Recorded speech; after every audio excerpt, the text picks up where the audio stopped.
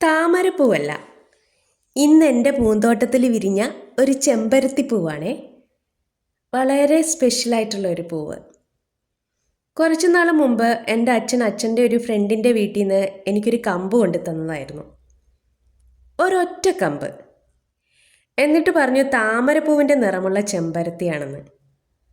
നല്ല കെയറിങ് കൊടുത്തു, പിടിച്ചു നന്നായിട്ട് വളർന്നു. ഇതിൻ്റെ പൂവൊന്ന് കാണാൻ ഒത്തിരി ആഗ്രഹിച്ചിട്ട് ഇവളിങ്ങനെ കോലുപോലെ വളരുന്നതല്ലാതെ പൂ പിടിക്കുന്നുണ്ടായിരുന്നില്ല. കമ്പ് കട്ട് ചെയ്ത് കൊടുക്കാൻ എനിക്കൊരു വിഷമവും.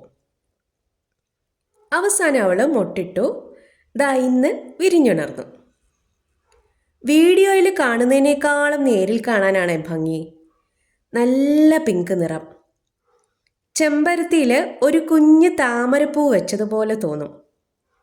അതുകൊണ്ട് ഞാൻ ഇവൾക്കൊരു പേരിട്ടു, താമര ചെമ്പരത്തി. ഇതിൻ്റെ അഞ്ചുതൽ ചെമ്പരത്തി കണ്ടിട്ടുണ്ട്. ആദ്യമായിട്ടാണ് പെറ്റൽസ് കൂടുതലുള്ളത് കാണുന്നത്. 3-4 പൂക്കൾ ചേർന്ന് നിൽക്കുന്നത് പോലെ തോന്നും. ഇത് ഫുള്ള് വിരിഞ്ഞു തീർന്നിട്ടില്ല. അതിനു മുൻപേ ഞാൻ ഇതിൻ്റെ വീഡിയോ എടുത്തതാണേ. ചെമ്പരത്തി പൂക്കളെ ഇഷ്ടപ്പെടുന്നവർക്ക് തീർച്ചയായിട്ടും ഈ പൂവ് ഇഷ്ടപ്പെടും. അത്ര നല്ല ഭംഗിയാണ്. ഇതിൻ്റെ നിറമാണ് നമ്മളെ കൂടുതൽ അട്രാക്റ്റ് ചെയ്യുന്നത്.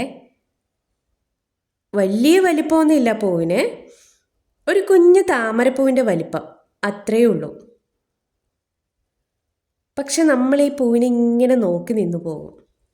ഇതിൽ വേറെയും മൊട്ടുകളുണ്ട്. പൂവെല്ലാം വിരിഞ്ഞു കഴിഞ്ഞിട്ട് പ്രൂൺ ചെയ്ത് ഇവളെ വലിയൊരു പോട്ടിലേക്ക് മാറ്റണം. അപ്പോൾ എൻ്റെ താമര ചെമ്പരത്തിയെ ഇഷ്ടമായെങ്കിൽ ഒരു ലൈക്ക്.